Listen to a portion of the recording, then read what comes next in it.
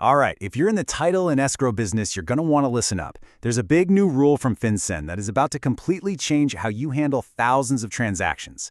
And trust me, ignoring this one, that could be a really costly mistake. So let's dive in and break down what this actually means for your day-to-day. Okay, circle this date on your calendar, March 1st, 2026. Now, I know what you're thinking. That's ages away. But here's the thing. The kind of operational overhaul you'll need to comply with FinCEN's new residential real estate rule is massive. So while it seems far off, the race to get ready, it really starts right now. And that really is the million-dollar question, isn't it? Is your business ready? Because this isn't just about, adding one more form to the closing package. Not at all. Think of this as a fundamental stress test on your entire workflow, from your newest hire all the way to your most established processes. All right, Section 1, a new rule arrives. So first things first, what is this new rule, really? And who exactly is in its crosshairs? So, at its core, this is all about fighting financial crime. FinCEN is zeroing in on residential sales that don't involve a bank. Think all-cash deals. But they're getting specific. It's when the buyer is a legal entity, like an LLC or a trust. Those are the transactions they've flagged as super high risk for money laundering. So who's on the hook for all this reporting? Well, FinCEN has basically created what they call a reporting cascade. And in most cases, once you trace that responsibility down from agents and lawyers, guess who's left holding the bag? Yep, it's the title and escrow companies. You're pretty much the final backstop for compliance. And let's be crystal clear about this. This burden is immense.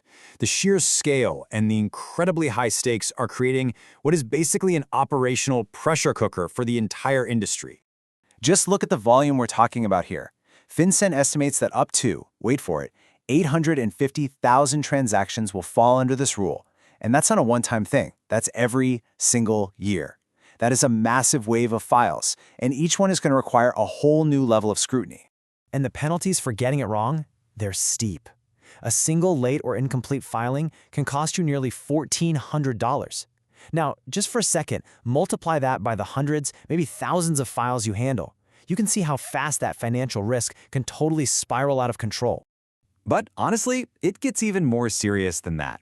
For what they call willful violations, fines can just skyrocket to $250,000. And it can even include up to 5 years of prison time. The message from regulators here is unmistakable. Compliance is absolutely not optional. So, what kind of information are we actually talking about here? Well, we're talking about collecting and safeguarding extremely sensitive data.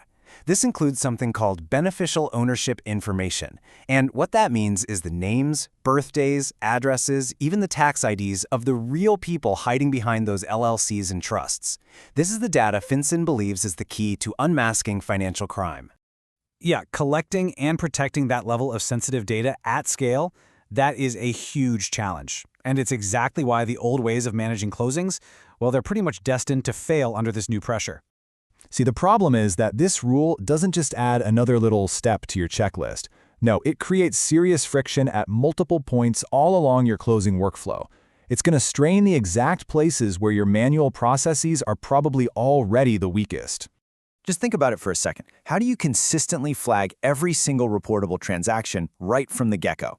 How do you securely get that personal data from a buyer who might be, a little reluctant to share it? And how on earth do you track reporting deadlines across hundreds of different files without something inevitably slipping through the cracks?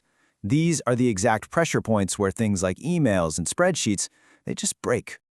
I mean, the contrast here couldn't be more stark. On one side, you've got the chaos of manual work, which is basically a recipe for errors and fines. And on the other, you have a system that's actually built for this new reality, automated, secure, and centralized. You see, this isn't just about being more efficient anymore. It's about survival under these new rules. Okay, enough about the problem. Let's shift gears and focus on the solution, because there is a smarter, much more strategic path to getting this right. It really boils down to 3 core pillars that have to work together perfectly. First, you need to align your people, so everyone knows exactly what their role is in this new process. Second, you've got to structure those processes for total consistency. And third, you need to integrate your technology so it actually supports your team instead of getting in their way. Success here isn't about just going out and buying some new piece of software. It's about building a synchronized system where your people, your processes, and your technology are all working in concert. That is how you achieve flawless, repeatable execution every single time. So what does this actually look like in practice, right? How do you build a rock-solid compliance system without just adding more layers of cost and complexity to your operation? Well, an integrated system builds these capabilities directly into the closing platform you and your team are already using every single day. Imagine this. It can automatically flag the reportable deals, send out secure automated requests for information, track every single deadline, and streamline the submissions to FinCEN, all without forcing your team to jump between a bunch of different programs. And hey, this isn't just theory. Just listen to what David Williams from Midtown Law found out. He said that when the compliance tools are already built right into the system his team uses daily, adoption is seamless and execution is reliable. The solution is already there, ready to go. It's a game changer. Okay, let's zoom out for the final and I think most important takeaway here.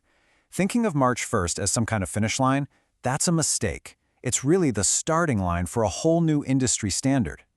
This is a huge strategic turning point. As Brian Thome of Qualia puts it, the firms that build this integrated foundation now, they aren't just solving for one rule. No, they're creating the resilient operational model of the future. Look, at the end of the day, you don't have a choice about complying with this rule, but you do have a choice about how you do it. You can let it create total chaos in your operations, or you can use it as the catalyst to build a stronger, more efficient, and more resilient business. Really, the choice is yours.